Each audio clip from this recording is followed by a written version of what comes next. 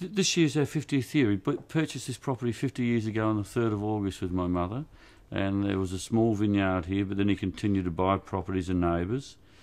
We have about 550 acres of vineyards and 200 acres of vacant land for these guys to grow into and plant more vineyards as they evolve and we evolve.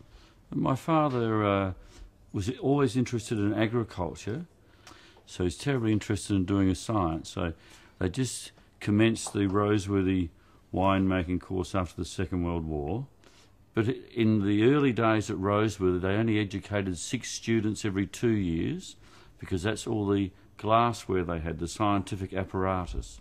He predated the Australian Wine Research Institute by 8 years, so there was no higher scientific body. 17th enologist in Australia.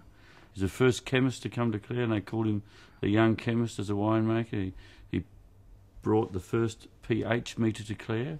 He loved it. He thought Clare was the centre of the world.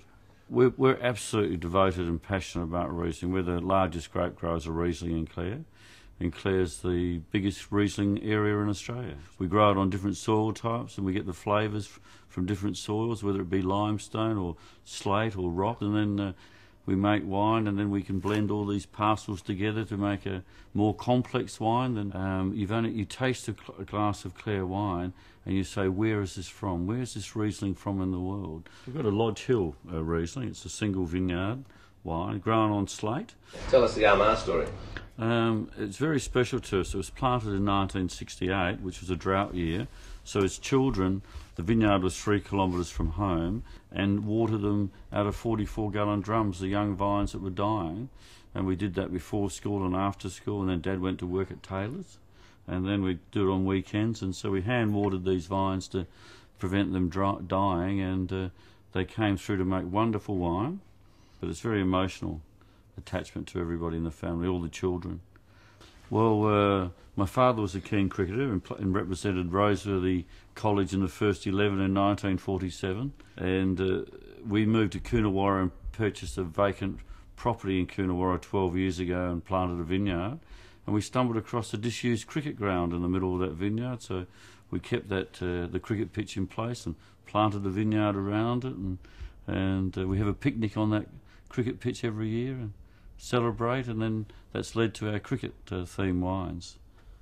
The Florita vineyard is a Riesling vineyard, so it's 100% Riesling vineyard. There's 80 acres of Riesling, which is not a fashionable variety, but it's a wonderful glass of wine. And in 1986, the Leo Buring company who'd planted it, they decided to sell it.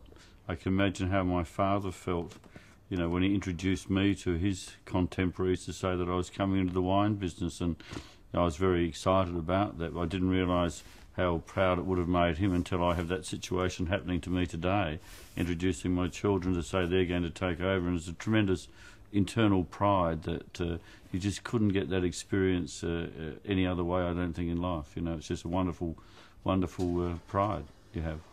The commitment of the people in the AFFW, you know, 1,200 years, and the wine industry is, you have to be committed. So I think that's very important that we show this commitment, and we all are committed.